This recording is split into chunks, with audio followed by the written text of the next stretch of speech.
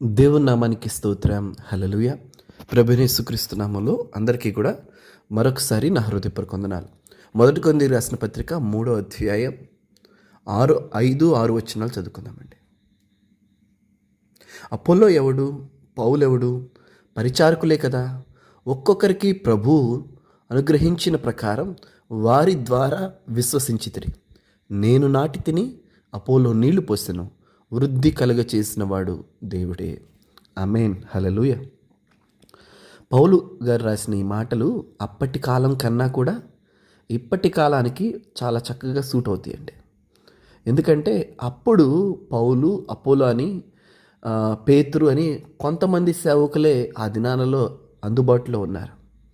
కానీ ఈ దినాన్ని చూసినట్లయితే అనేకమైన పరిచర్యలు, అనేకమైన సంఘాలు, అనేకమైన డినామినేషన్స్, మరి అనేకమైన వ్యత్యాసమైన బోధలు.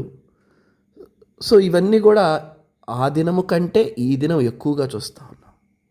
అయితే ఈ వివాదాలు ఇప్పుడు కాదు, అప్పుడే ప్రారంభమయ్యాయి. అంటే యేసు ప్రభువారు పునరుద్ధానుడైన ఒక తరంలోనే వెంటనే ఇవన్నీ కూడా ప్రారంభమైపోయాయి. ఇక్కడ ప్రజల యొక్క మైండ్ సెట్ ఎలా ఉందంటే, ఇక్కడ సేవకులు కాదు పౌలు అంటుంది, ప్రజల యొక్క ఆలోచన సరళి ఎలా ఉంది?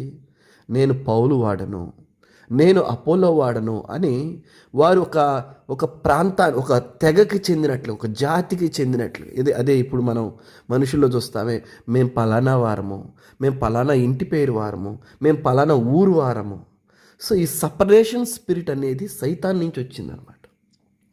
వేరుతనం అనేది అపవాది సంఘములలోనికి కూడా, విశ్వాసులలోనికి కూడా తీసుకొచ్చేసాడు.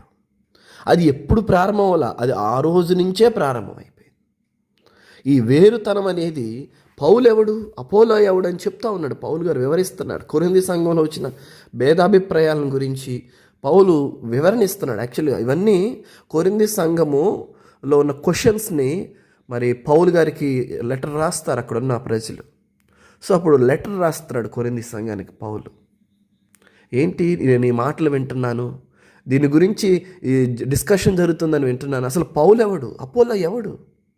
మేం కాదు కదా, మేమేదో నాటాము, అపోలో నీళ్లు పోసాడు, వృద్ధి కలుగ చేసిన వాడు దేవుడే కదా. పలానా వాళ్ళ వాక్యం బాగుంటుంది, పలానా వాళ్ళ క్రమం బాగుంటుంది, ఇంకా దానికి తెగించి మా విశ్వాసం కలిగిన వాళ్ళే పరలోకి వెళ్తారు, మా విశ్వాసం కలిగిన వాళ్ళు మాత్రమే పరలోక రాజ్యంలో ఉంటారు, మిగతా వాళ్ళు వెళ్ళరు. ఇటువంటి విధమైన బోధ ఆ రోజుల్లోనే ప్రారంభమైపోయింది. ప్రజలను వేరు చేసి ఒక గుంపుగా మరి వారి వెనక తిప్పుకోవాలని చేసి ఆలోచన. పౌలేమన్నాడంటే, ఇదంతటినీ కూడా ప్రకృతి సంబంధమైన మనుష్యులు కారా. ఇలా చెప్పినప్పుడు నేను పౌలు వాడను, నేను పలానా, చెప్పటానికి కూడా బాధాకరం, నేను పలానా హోసన్నా, నేను పలానా సోన్సో అని చెప్పినప్పుడు మీరు ప్రకృతి సంబంధమైన మనుషులు కారా అని ప్రశ్నిస్తున్నాడు. సో న్యాచురల్ మ్యాన్, ప్రకృతి సంబంధమైన వ్యక్తి మాత్రమే ఇలా చెప్తాడంట. అంటే వాడు ఆత్మ సంబంధమైన వ్యక్తిగా మారలా, ఇంకా లోకంలోనే ఉన్నాడు, లోక బ్రతుకునే జీవిస్తున్న వ్యక్తి మాత్రమే ఇలాంటి చెప్తాడు. లేదా సంఘంలో కూడా అధికారం చలాయించాలనుకునేవాడు ఇలాంటివి తీసుకొస్తాడు. దేవునికి స్తోత్రం. ఇక్కడ కీ పాయింట్ ఏంటంటే, వృద్ధి కలగ చేయువాడు దేవుడే.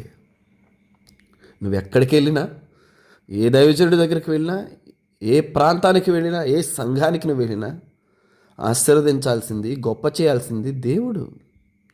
హల్లెలూయా. దేవునికి స్తోత్రం. కనుక ఈ ఉదయకాల సమయంలో దేవుని వాక్యాన్ని వింటున్న మనందరం క్రీస్తు వారం. ఆయన సువార్తని దైవజనులు మన దగ్గరికి తీసుకొస్తారంతే. దాన్ని మనం నమ్మినప్పుడు, విశ్వసించినప్పుడు, ఆ చొప్పున మనం చేసినప్పుడు మన జీవితాలు మార్చబడతాయి. ఎందుకంటే పౌలు మన కొరకు ప్రాణం పెట్టలేదు, అపోలో మన కొరకు ప్రాణం పెట్టలేదు, ఎవరు కూడా మన కొరకు ప్రాణం పెట్టలేదు. మన కొరకు ప్రాణం పెట్టింది ఎవరయ్యా అంటే యేసుక్రీస్తు ప్రభువారు. హల్లెలూయా.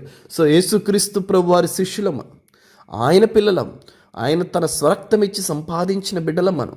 అంతేగాని మనం ఏ దైవజనుడు మన కొరకు ప్రాణము పెట్టలా. మన కొరకు ప్రాణం పెట్టిన దైవజనుడు ఎవరైనా ఉన్నారంటే అది నజరేయుడైన యేసుక్రీస్తు ప్రభువారు. మనం ఆయనకి మాత్రమే వెంబడించేవారిగా ఉండాలి, ఆయన చుట్టూనే తిరుగుతుండాలి, ఆయన మాటల చుట్టూనే మనం తిరుగుతుండాలి. హల్లెలూయా. ఎందుకంటే మనల్ని వృద్ధి కలుగ చేసేది, మనల్ని గొప్ప చేసేది, మనల్ని ఆశీర్వదించేది ఆయన కాబట్టి. ఆమేన్. హల్లెలూయ. దేవుడి మాటలు మన వినికిడిలో దీవించునుగాక. మనము ప్రకృతి సంబంధమైన మనుషులుగా కాక ఆత్మ సంబంధమైన మనుషులుగా వృద్ధి కలుగ చేయు దేవునికే